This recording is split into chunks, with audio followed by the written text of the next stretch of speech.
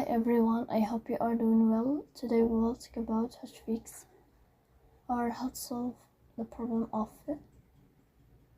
disabled account on Treat Very Good settings.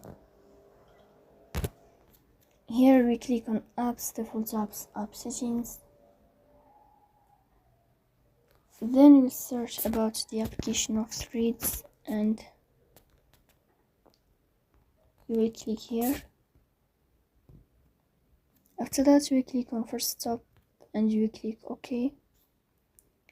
Then you will enter to storage. Here we click on clear cache.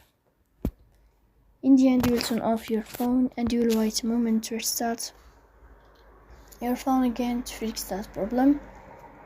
So please don't forget, support us by like and subscribe. See you next time.